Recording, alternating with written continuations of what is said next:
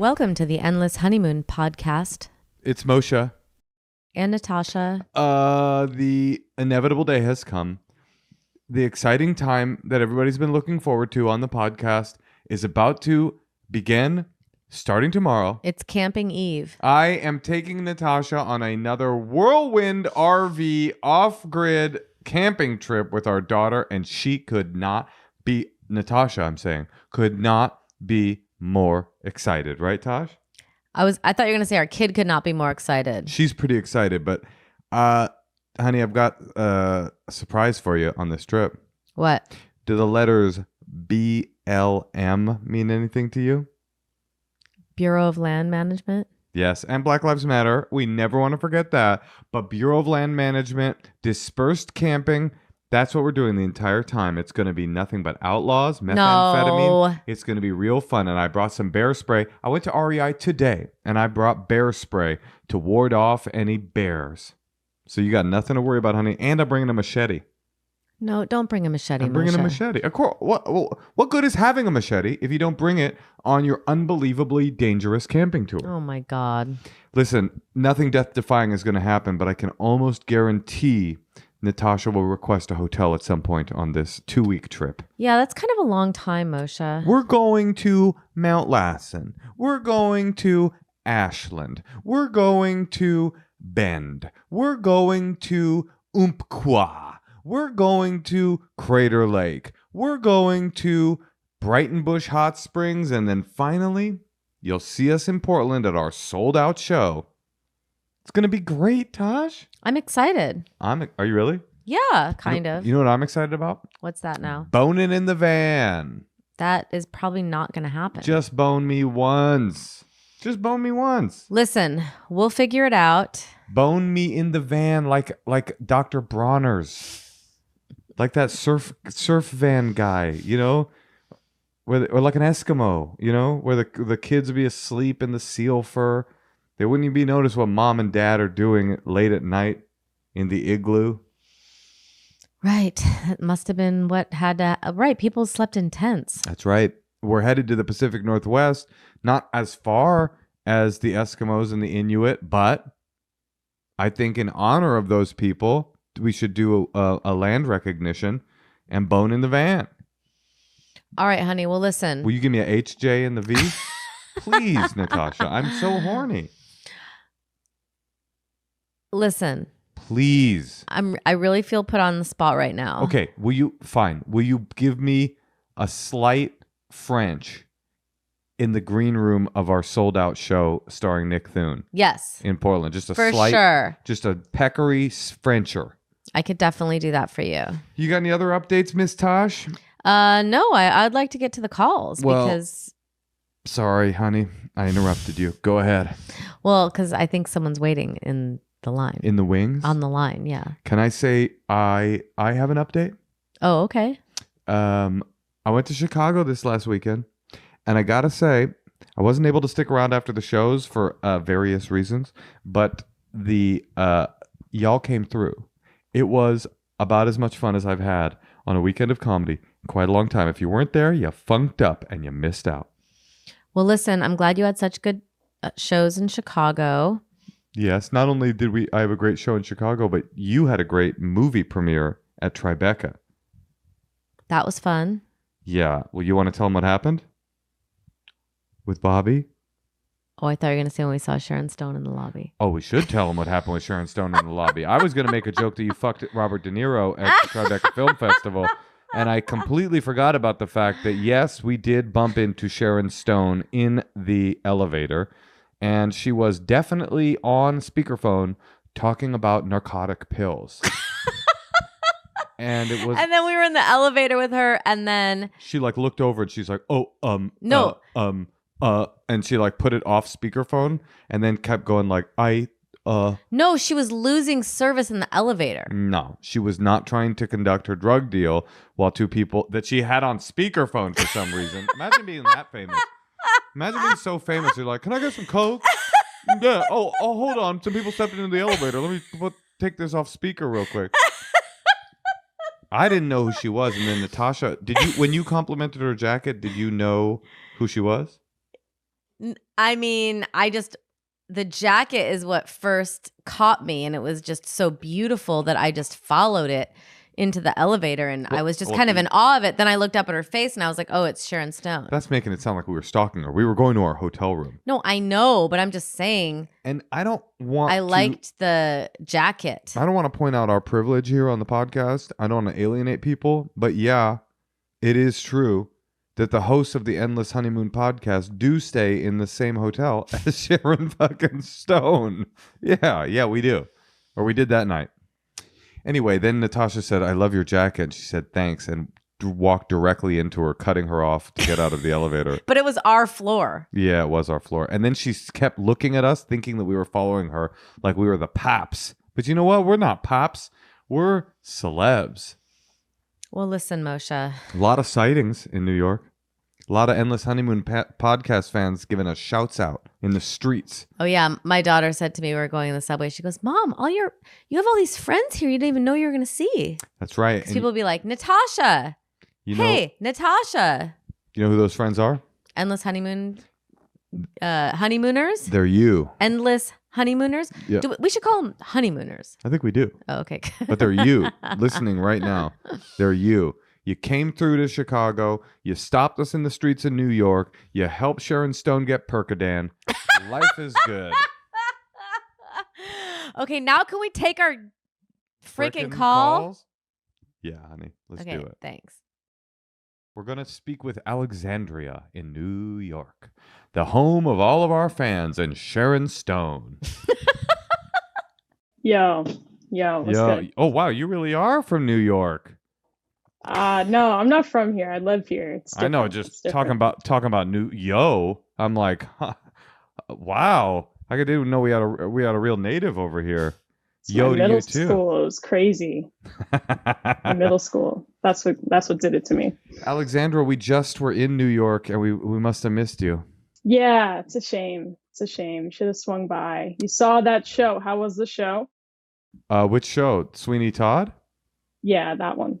It was. Natasha, you want to take this one? It was great. I loved the I loved the choreography. I loved that girl. I love the play. I've seen it a bunch. I thought she's straight out of Miami. She's straight out of college. They just plucked her.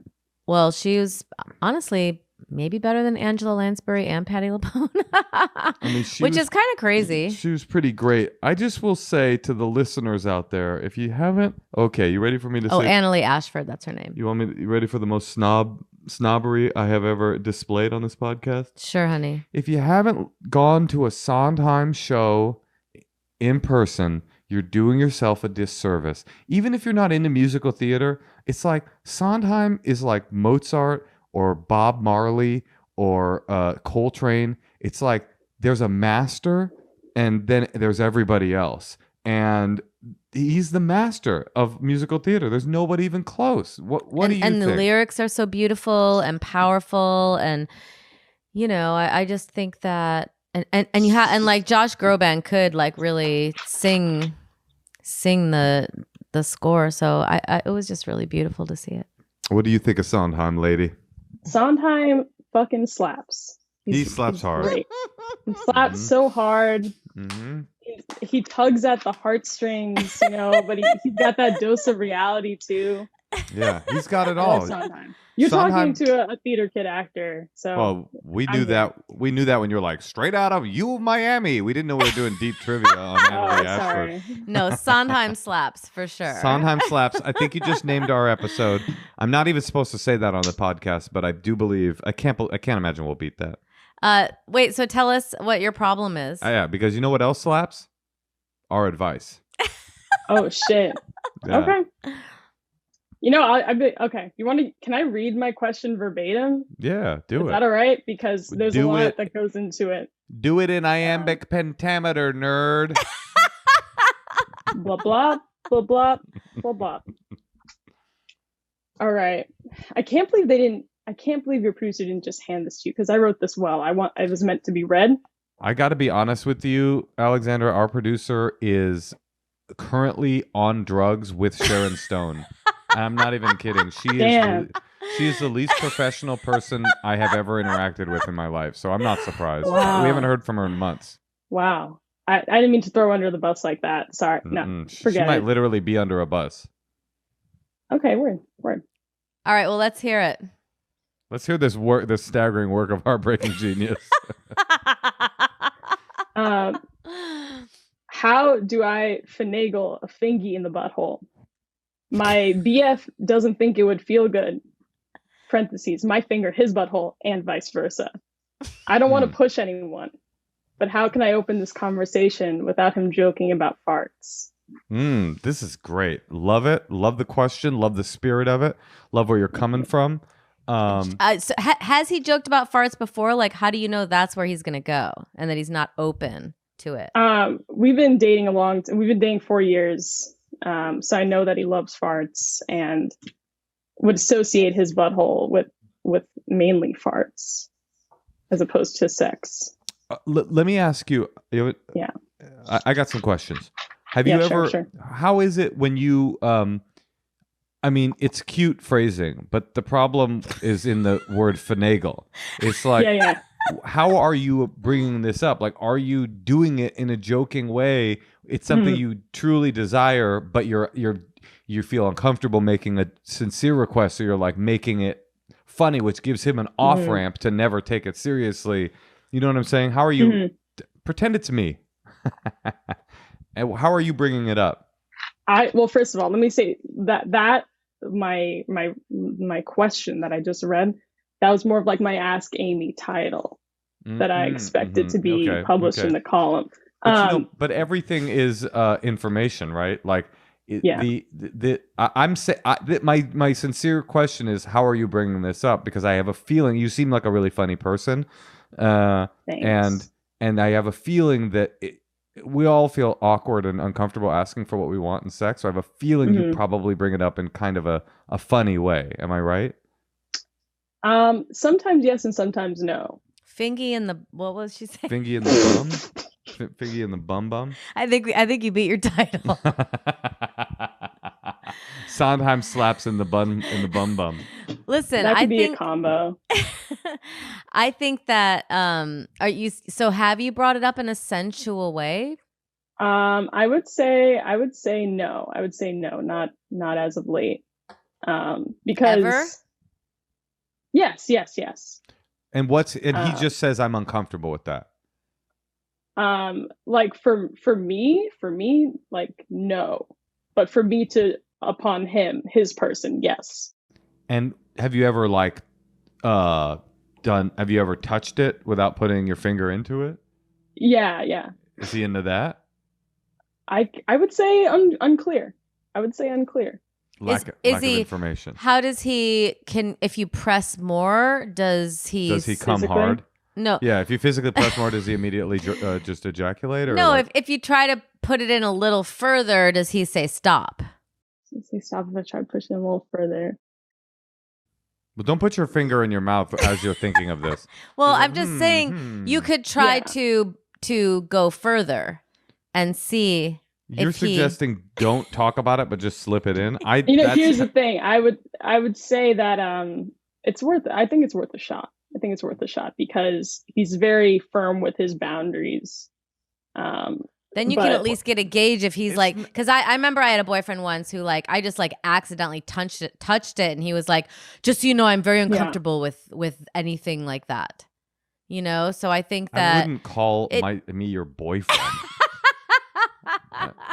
No, that's the opposite of truth. It wasn't Moshe, but I'm just saying, it's some people have some strong. It'd be nice to find out where because also if you're really into that and he's like, oh, I really prefer to not be touched there. It's kind of good to know that. I think. Yeah, I think I enjoy a finagle once in a while, and I think if he's expressed to you discomfort with it in the past, am I right? Yes, yeah. I don't think you're going to get very much mileage by just jamming it in there and hoping he likes it. I think that's he's going to be like, what are you doing? I've told you in the past I don't like that. But I think having it's like a fantasy of yours. Well, don't jam it. You can use a lube, Yeah, maybe but that would But your help. suggestion Like was coconut to just oil. one day do it, and I feel like if someone's already said I'm not down, Oh, I didn't know he said that. right? He has. Yeah, it was more of like he's like, I probably wouldn't be into that, which I'm willing to respect. But I must say, before me, he's never had a raspberry or a pistachio. Oh, I thought you meant like a raspberry on his tummy, on his little tum-tum. Yeah, these both sound like sex. Yeah. I thought these new moves out here. I thought you finagled a raspberry on his tum-tum, but yeah, or a pistachio. He never ate a raspberry or a pistachio? Or did you pluck this guy off of a Pennsylvania farm? Yeah. What is this guy? That's what I'm saying. There's other foods as well, probably. I think it's mainly culinary. So you went raspberry, pistachio. I think I'm going to start pegging you. That was your pipeline. It seemed reasonable. This is what I think. I have my advice ready for you. I think I'm ready. I think that you should say to him, "Hey, look, I know you might not be into it, but it would really turn me on if we could try doing stuff mutually with each other's bums." And like, I think if you, because clearly you're the worldly person in this relationship, that if you say it like that, like it would just really turn me on to be able to do that to you. And if you don't like it, we can stop and never do it again. But I really want to try it. Like what is Dan Savage has that idea, that idea of like being good, giving, and game. You need him to be game because you want to be giving. For sure. And the good part is having an actual open conversation about it. But I think it's okay. But just counterpoint, I do think it's kind of awkward to be. It is awkward. Oh, I'd like to talk to you about maybe sticking my finger in your butt. You could why can't you just like do it when you're having sex? Oh, okay. And see. That's great advice, Natasha. Give it to a man. Yeah, my girlfriend has expressed that she's not really interested in anal. Well, I don't know. Have you tried maybe just do it? Just do it and see if she likes it. Well, I'm just saying, just go a little tiny bit further, like kind of talk about it. Is there anything to talking about it when you're more in like a sexual mode? That could work. Then like, not just like over coffee, like you're at, I don't know. The reason I think it's a good idea to say, I really want to do it, it would really turn me on, is because if you do it, or even if you say, do you want me to, and you're in a sexual situation and you go like, do you want me to do this right now? He's going to be uncomfortable. He's going to be associating it with incredibly traumatic things like berries or nuts. And so he's going to be like uncomfortable and go he needs to eat a pistachio. He needs to get a pistachio finagled up his bum. Maybe multiples. But I think you kind of are like, you kind of look down on him a little bit, right? I think you're right, Natasha. Like you kind of think he's beneath you, but he's hot or something. Is that the deal?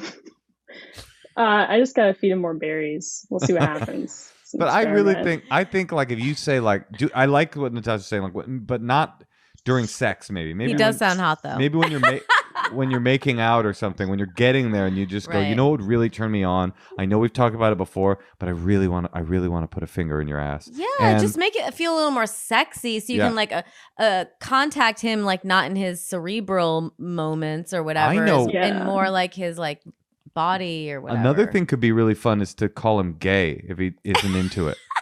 Be like, what are you, gay? You don't like a finger in your ass? Like that's what the whole thing about butt things freaking men out. I would say 99% of it is in like homophobia. Like it is an erogenous zone. It just is, especially for a man. And so what is the reason? It was like they associate it with some kind of like perceived homosexuality of the act. Never mind that it's a woman on the other end of the finger. So I think like getting past that, like he probably doesn't eat pistachios or raspberries also because of homophobia. He sounds like a homophobe. I tell him every day that he's homophobic. Yeah. And you're a Sondheim fan, so you can't stand for that. Did this help at all? I'll be honest. Like this being contacted by your producer today, I was like, I have to account for my actions. I have to account for texting this while driving. See that there's a lot of contradictions in my question that I asked y'all. So I've already discussed this with Justin, last name as well. Wait, you were gonna lie? This whole thing was a fucking lie? No, it wasn't a lie, but No, I I kind of mean- solved this shit before we got here, and I didn't want to like back out. So It's you guys cool say, of you hey. to give us content, Wait, honestly. hold Well, on though. What happened? Yeah, what's the solution? Yeah, what did go down? Oh, it's more of a deeper thing, y'all. It's more What do you of mean? like Oh, you can't say? Fuck you. I can tell you. I'm gonna tell you right now. It's a deeper thing. I was like, Justin. You man, I mean was second knuckle, or what? How deep do we get? Wow. Okay. Now that I wouldn't be comfortable with, and that I don't think is homophobia. That's physiology. That's a prostate exam. So who was right, me or Moshe? Oh yeah, good question. No, I but think or, everyone or was neither. right. I can't pick. Well, what went down? Tell It us the was story. just like I was like, hey, I was like, Justin, look, I'm gonna talk on this podcast. He's like, good luck, you're quirky. And I said, thanks, I know. And I was like, I said, but they're probably gonna want to discuss this thing that I'm curious about. And he's like, yeah, and he's like, but just do you have fun? I'm like, yeah, but like I want to probably talk about it. And I said, I think it has to do with like I'm probably fearful that you're not going to want to try other things, not just butt play, but like other things, like trying other berries or nuts, or like doing other things in general in our relationship. And he was like, I will do things. And we discussed further on that. So it was like more of a fundamental cool. issue. So you guys So you spoke to him about it. Oh yeah, we chatted. And you used our podcast as an excuse, as a gateway. No, you're welcome. Yeah, you're welcome. You're 100% welcome. Because we got sound bites. We got sound bites from Nah, this, without no. You got lucky because without our podcast, you wouldn't have had the excuse to have this really profound breakthrough conversation. And your finger would smell completely clean right now, and it doesn't. And that's the beauty part. How long you been doing stand up? Clearly a stand up, by the way. Alexandra, I have another question for you, which was, did you do it? The act. This was all in one day. So no. Not yet. And no, have you we don't live in the same house. Have you done it before, or is it with other partners, or would this be new for you too? No, I've done this once before. As my friend, my only advice out there as you get into the anal playland, as my friend Pepe once told me. Have I said this before? I don't know, Moshe. I'm scared though. You should be, because it's anal playland. Is that what you just said? It's a haunting. It's a haunting quote that I'll never be able to get out of my mind. But he said, maybe don't tell me. You sure? It's really fun. Pepe, he was a gay man, and he told me once. He said, "Hey, if you're fucking up the ass, you're gonna get peanut buttered."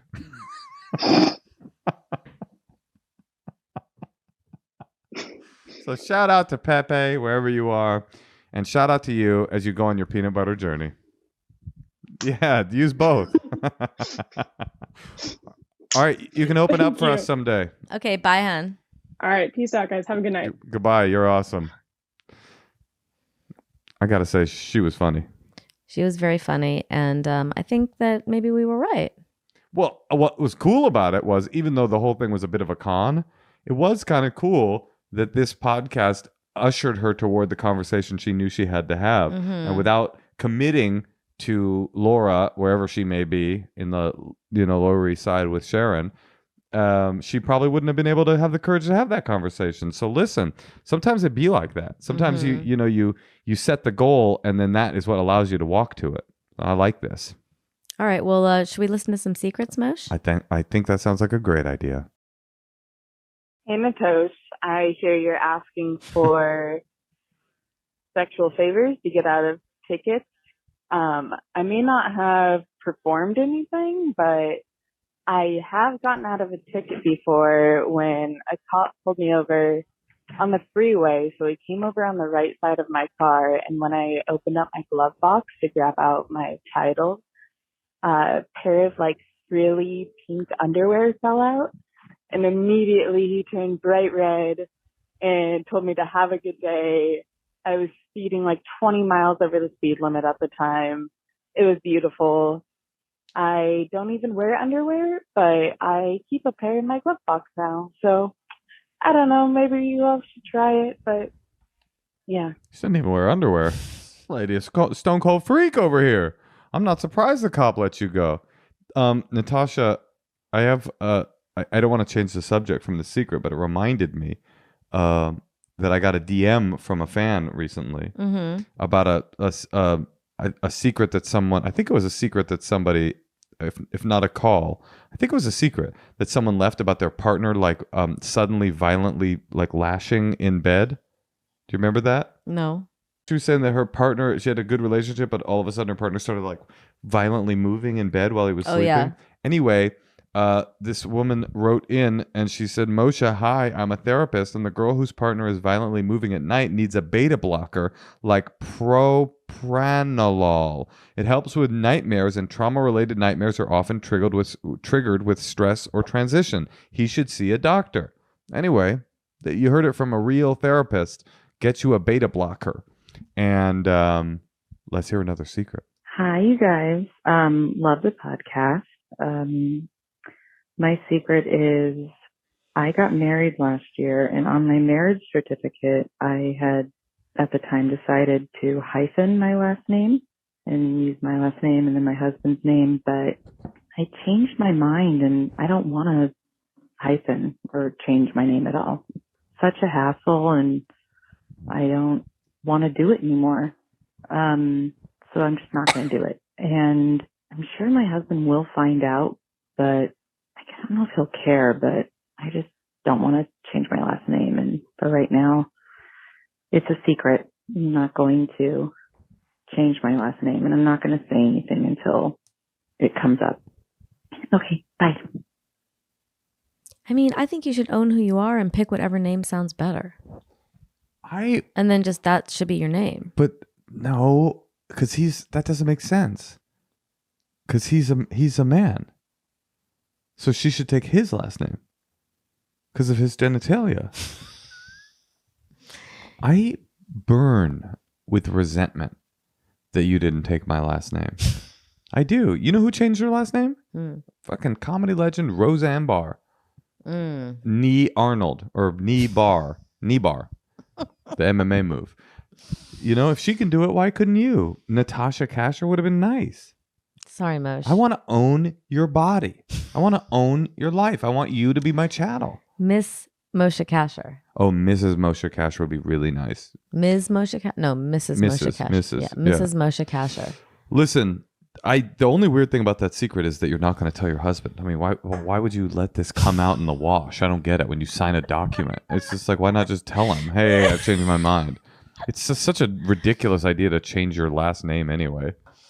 I agree. Unless the other one sounds better. Right. Then if you got a funky one. If yours is Hitler. Marry up in name. If you're a Hitler, you go ahead and change it to Leggero. All right. Should we hear another one? Yeah, let's hear one more. Hey, Natasha and Moshe. I have a secret. This secret's about me losing my virginity, which always awkward and not special like you hope it would be.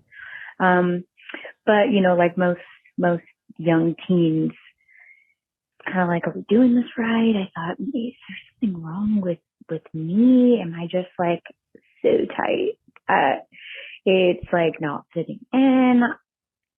Whatever. Still considered it as, you know, me losing my virginity. Didn't think much of it until, you know, got older, started getting a little more experience, and I realized I lost my virginity to someone with a micro penis. I don't go around telling people this. I maybe told one of my girlfriends that I just honestly feel bad for him. And it makes a lot more sense, you know, now that I'm thinking about his personality, things like that. Always very angry. So yeah, I have slept with someone with a micro penis. Thanks. Bye. How big is micro penis? Like 4 inches?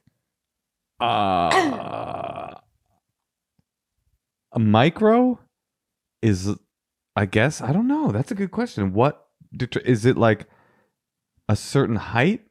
Or it's just not a big one? I mean, a micro's got to be something where you're like, it takes your breath away. You're like, damn. Can you imagine if every time you pulled your pants down, your partner was like, damn, but not in a good way? I reject the premise of this entire call because she's like, yeah, I was a young teen and he has a micro penis. I'm like, are you sure he wasn't just a young teen and his Right. penis was still growing? I mean, That's why I wanted to know how big. Laura, can you Google that for us? How big is officially what's an official micro penis? Do they have like a championship? In adults, it's a penis that's less than 3.6 inches. Whoa, that's like a small one. Yeah, that's pretty. Well, it's micro. Yeah, one might even call it micro. Yeah, But that's like a new term. right. I mean, what's the doctor that made this determination? Yeah, I wonder when, is this always been a thing? Well, there's always been little dingies. It's like being Always. I mean, always. Micro. God, that would suck, man. That would suck. Here's a question for you, fellas. Would you rather have a micro penis, a 2.5 inch penis, or a 20-inch penis? That like 99% of the women who looked at it were like, absolutely not. What would be better? No, you wouldn't be able to wear clothes Yeah, with you would. a 20-inch penis. Yeah, you just get some big and tall. Just get some big swingers. Oh, gross. One of those Big Daddy, the Pitbull t-shirts. You get those kind of sweatpants. Or like a zoot suit. Yeah, you get a zoot suit.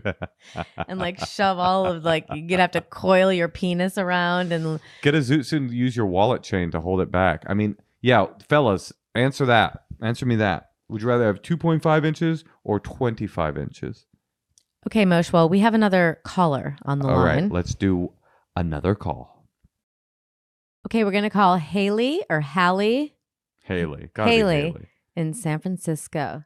Hallie. Which one Haley. is it? Oh, Hallie. So No, she's Damn. a Hallie. Oh, God. So much Hello. cooler. I love I know, it. right? A bait and switch. Way cooler. What's up? How's San Francisco, my old stomping grounds? How's the poo-poo on the street situation?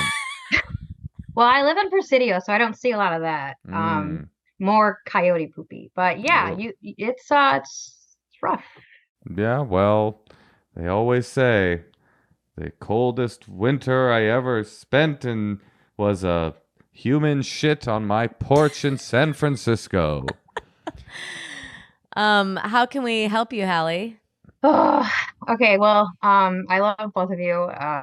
So this Listen, is awesome. We love you too, and we loved you so much when we thought you were Haley, and we love you all the more now that we know you're cool. Awesome. Good. It's kind of a two-parter. I'm super torn. I left a job I was very, very unhappy with early May, and kind of just blanketed my resume everywhere in the San Francisco area, Bay Area. Ended up looking even in Chicago and New York City. I was kind of like, oh, I wonder. I don't have children. I'm single. I'm really career focused. And so I was given two job opportunities. And one is in Half Moon Bay, one is in New York City. And wow, they couldn't be more opposite of, properties, locations. I'm in the hotel industry. I'm a director for both positions. I accepted both positions, but I don't know which one to go for, and I'm really torn. That's one part of it. Okay. Really quickly, what's your love life like? I mean, very active. Like, do you have someone that you love in? No. You No. just want to date. Right. Then you should go to New York. Half Moon Yeah. Bay is like, you're not going to meet anybody You could new stay there. in San Francisco if you worked in Half Moon Bay? Yeah. It's a 45-minute drive. It's gorgeous. It's just straight down the coast. So it's up to you. Like, do you want to change in your life right now? Or are you kind of loving what's happening? Is it that hotel where they have bagpipes every night? No. Oh, that? because there's a hotel in Half Moon Bay where they have bagpipes every night. It's like a Ritz-Carlton. Yeah. Oh, yeah. No. And every night there'll be like a haunted Scotsman playing the bagpipes. New York City or Half Moon Bay. I mean, truly, if you're not okay, I have some advice for you. Yeah, But there's also a huge other part of it. we don't want any more information. So what's the other part? Tell us. I have a 110-pound German Shepherd Rottweiler mix that I am madly in love with. Oh, that's why He's you're my single. fur baby. Yeah. Probably. Mhm. Yeah. I don't know if it's smart to bring that size dog to a city. And I'm really only looking in Manhattan. I make decent, and I don't want to sacrifice lifestyle for the dog, but I love the dog. How much specifically do you make? I'm joking. My first bit of advice is don't say fur baby anymore. But my second bit of advice is, well, You guys have said I mean, if you were going to move to Half Moon Bay, and like no. you were thinking, you seem like a kind of a nightlife, I want a party gal. I If you were mean, no, I don't mean that negatively. I mean, I think yeah, I mean, relatively, yeah. you like to be out and about in the scene doing the thing. And it's like, if you were going to move to Half Moon Bay because you were like, I want to change in my life, I want to start surfing and chilling out a little bit, I would say that sounds awesome. You should straight up move to Half Moon Bay. But this idea that you're going to like stay in your life, but add a 45-minute commute to a beautiful place and then back, it's just like, what's the adventure there? There isn't an adventure there. It's just more of the same, but now you have a 45-minute commute. Mhm. So because you seem like an adventurous gal, and because I don't think this big dog is a barrier in New York. Really? Plenty of people have big dogs in New York. I guess as long as it's behaved, and you'd have to just like if you you'd have to get an apartment that allows dogs, and then you'd also have to like have like walking it all the time, Just and maybe live by a park. Yeah, get an apartment by Central Park? Central Park. That's what I was thinking. Yeah, just But- go have an adventure. Yeah, just go live in the most expensive city in Well, the she world makes good on money. the park. She flexed immediately. I know I make good money, but I make average money for New York now. You know, But are you going to have time to be able to walk your dog? You know, I mean, how much are probably you gonna be not. working? It's New York. I'm assuming everyone works like crazy. I'm probably going to be at the hotel for like 10, 12 hours a day. So I'm going to have to hire a dog walker, which is fine. But then I was on Reddit, which is probably a mistake. And You gotta everyone's just like, stay in San Francisco. Don't effing come to New York. Why did they say that? Because they don't like Californians, I guess, which I shouldn't have said that. Well, that doesn't that's not information. That's bigotry. Hold on, I have a question. What's your 5-year goal? What do you want in 5 years? To keep working. I don't know. That's a great question. What if she started Do what I crying? do, but be happy. I don't know if I see myself in New York, though. So, I mean, do you want to meet a partner and have a family? Not a family, but I would definitely like to fall in love. Yeah. Well, she already has can't- a child, Natasha. Yeah. Oh, She I has didn't realize that. it's I Rocco. have the name I cannot say. Rocco, the fur baby. Oh. Listen, wait, you won't say the name of Well, your you dog? said not to say fur baby. No, his name's Gimli. He's the best. I don't think that this is a barrier. Do you desire to experience living in New York? It would be a smart career move. Am I in Listen, love with the I think- idea? Not really.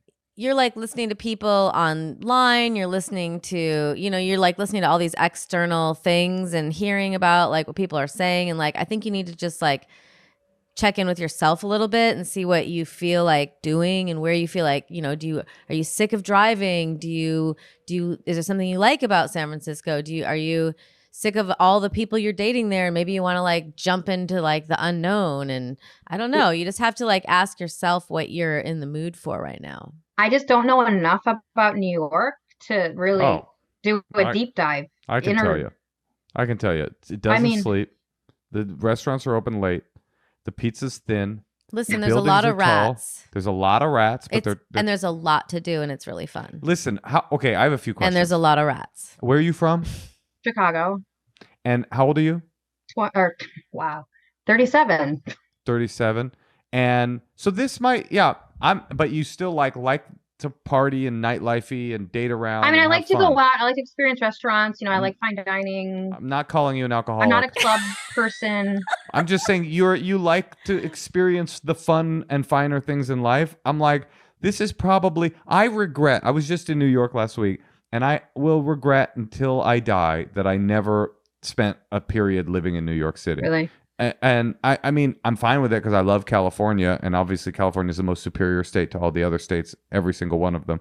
But Agree. I definitely would have loved a 5-year jaunt in New York City. Absolutely. I mean, you'll never regret it. You never look back and go, God, those years in Manhattan, what was I thinking? You know, I guess you could. You could get like mugged or thrown off of a bridge or Right. fall in with the mafia and have them skin your fur baby. But probably you'll look back and go, that was such an adventure. Even if you end up back in California or in Chicago or wherever you end up, you'll go, that was a really fun time. I went to a ton of Broadway shows. I ate at a bunch of great restaurants. I wined and dined and 69'd with some of the greatest Wall Street men I've ever known. It'll be an adventure. And you seem like an adventurous person and like, but I do think you have to ask yourself in terms of pace, like what is your lifestyle? What are you in the mood for? Do you want to be taking the subway 7 times a week? No, I don't want to do any of that shit. And cabs are annoying too. And it's like, you just kind of have to like see what kind of, would you rather drive to work? I don't know. You just have to. But my drive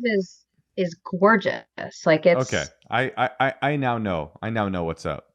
You've already decided. I haven't. I have to sign this offer letter tomorrow. And I really don't know what to do. I think that you've decided that you don't want to leave. You want to stay in San Francisco and you want the job in Half Moon Bay and you're trying to convince yourself. You feel bad that you've decided to do more of the same. And so you're trying, because this is such a cool opportunity to live in Manhattan. You're like, I should want to go, but it's sounding to me like you don't want to go. I'm just you really scared shitless. Yeah. Well, I mean, look, life is terrifying and you got to take a big leap sometimes. But like, I'm getting the vibe from you that you don't want to go to New York and that it sounds kind of dreadful to you. And if it sounds dreadful to you, don't do it. I would do it. My advice is I say, go do it. But not if you're going to like, you've already decided that all of the lifestyle widgets that New York offers are not the things that you're into. Well, what's the point of that? Wait, what do you mean? You don't want to take the subway. You don't want a small house. You have a dog that you're afraid of it not having enough space or time. You don't know, you like all of those, you're going to be working 10 to 12 hours a day. Like all that stuff, to me, those are signals that you're giving us that you would like to maintain your comfortable existence in San Francisco. And I mean, it's definitely cushier here than it would be, I'm assuming, there. But let me ask you this. Yeah, the subway's a pain and rats, sure. But does the culture and the nightlife outweigh? Like, will it not even matter when I'm there and it's just like so magical? What are you asking? New York's fucking awesome, obviously. But the summers are awful. The winters are worse. But the culture is A1 and it's a double thumbs up. Here's what you say. You say, listen, at this time, I just like, the opportunity is so exciting to me, but I just want to spend one more year, building my relations at this hotel I'm at now, and then go to New York for like 5 days on a vacation and see what's up. And like, it's just going to make you more desirable to them. Just say no. But say you're still interested, just not this year. I got two things to say, Hallie. Okay. One is New York is harder when you get older. Yes, that's what I was trying to say too. 37 is like a good time to get those last, like you don't want to be 57 moving to New York. You know what I'm saying? So if there's a part of you that's like, I want to experience that adventure, now is the time. Although no limits on yourself. I'd be 57 and move to New York. Fair enough. I'm just saying like I see people in New York as they get older go, oh, I want to get out of here. But like, but because it's a lot of work. And are you a nature person? Yeah, because if you're a nature person, then New York kind of sucks. Yeah, I mean you're out. But here's what since you say that you truly haven't decided, I do have one of my famous anecdotes. When I was about 4 years or something, or 5 years into comedy, and I was doing stand up, and it was going nowhere. But I was really passionate about it, and but I started to think this is a fool's errand. I applied to grad school in New York, and I got in to go to grad school in New York. And my brother and my best friend were living in Israel, and they invited me to come go live there and like study in like a Jewish school there. And I was like truly split into three pieces. Now, this is going to be a more religious message than you probably want, but forget the religious part and think about the message underneath it. I could not decide. Like my destiny was at a three-way crossroads. If I went to New York, I was going to become a social worker and just leave comedy behind, and that would have been my life. Or who knows what would have happened. Yeah. If I'd gone to Israel, I would have had, and that was a once in a lifetime chance. And then I had a once in a lifetime chance to go be in like a spiritual kind of homeland situation with my best friend and my brother for a year, and that would have been like nourishing my spiritual life. And then I had this like dream of becoming a stand-up that wasn't even giving me what I wanted from it, and I truly couldn't decide. I was trapped. And my brother, who is a rabbi, and was on his way to becoming a rabbi, then I was like telling him like, what do I do? And he said, I think sometimes God's will, so we can get rid of that part, but let's say like the universe's plan for you or your whatever, the right thing, destiny, is something like that you can't see until you make a decision. It's only in hindsight that you look back and go, that was the right decision. And he's like, sometimes you just have to choose something, and then you find out what the thing that you were supposed to do was. And sometimes you look back and go, that was not the thing I was supposed to do. Or you look back and you go, oh my God, I can't believe I ever thought about doing anything else. That's what happened for me. I committed to stand up. Almost immediately upon committing to stand up, I started getting career opportunities. And now it's 15 years later, I cannot imagine having done either of those other things. Neither of them appeal to me in any way. And I wouldn't have met Natasha. I wouldn't have my family. I wouldn't have my career. But I'm sure if I had chosen to go to grad school, I would look back and go, I can't believe I was thinking about stand-up for a while there. And, it's like sometimes you just got to like take a leap, jump. Yeah. Yeah. I mean, if I don't go to New York, that would be a really foolish decision, since I've spent so much time in my career and not had babies and not get married. And I feel like I might feel like I did all of that for nothing if I don't make this move. It's about what you want. Yeah. And I think it's about just making a choice, like just leaping and seeing if there's a net. And weighing like how much do you need to be in a city that's like really hard to get around in and you have to wear tennis shoes. So you're kind of like anti and I'm kind of pro, but I'm not anti. I'm funny? Just saying it's like hard to get around. You know what's funny though is of the three of us, only one of us has lived in Manhattan, and it ain't you and it ain't me.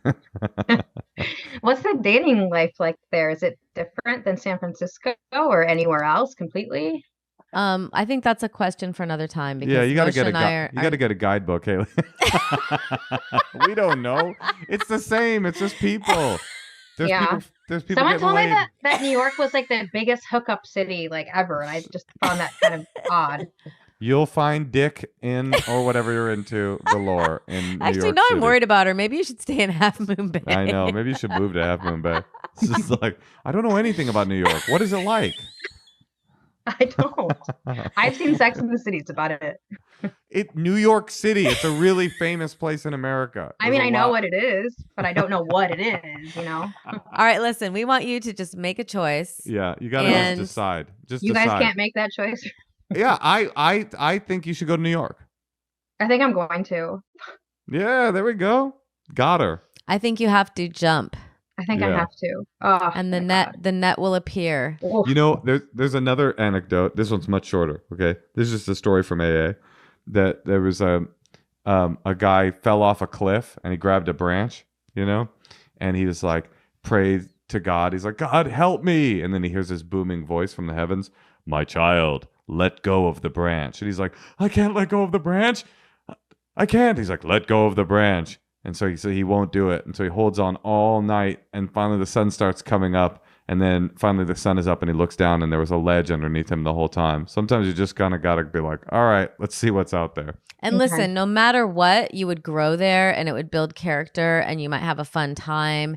And, I think that just do it. Here's the awesome part, Hallie. Oh, and 37 is kind of like technically still like the absolute elderly of the young. So you have to go now. I love you. That was a great quote, Natasha. That's the best. Wait, there was one more thing I was going to say, which is, And before we let you go, here's the information you're missing maybe because you're in a panic. Yeah. Your job went away. You blanketed the world with resumes and you got 2 awesome job opportunities. Yeah. So you'll go to New York and be like, fuck, I hate it here. And you'll blanket the world with your resume and you'll get 2 more job opportunities. This is not a dire situation where you're like, if I choose that, then that's my life. It's like, you can move back. Half Moon Bay, people who go to Half Moon Bay are assholes. Really? Why? They're just like rich tourists or something. I don't know. No. Well, maybe at the Someone hotel I was told me at. it was very, very, very sleepy, and I might not love it.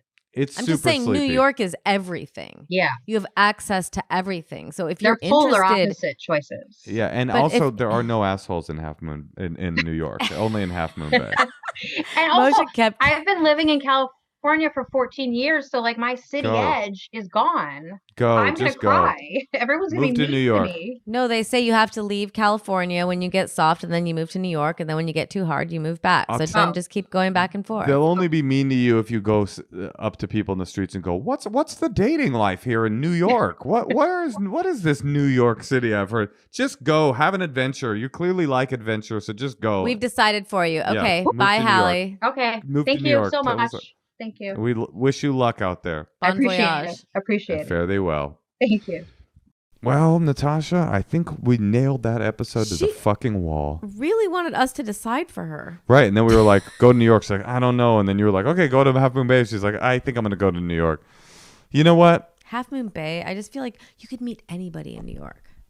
It's like way more exciting. You could meet Skin Dog in Half Moon Bay. Oh, but is Do you she know the who one with- Skin Dog is? No, is that? He's one of the original Mavericks surfers at Half Moon Bay. That's about all you can meet in Half Moon Bay is Skin Dog.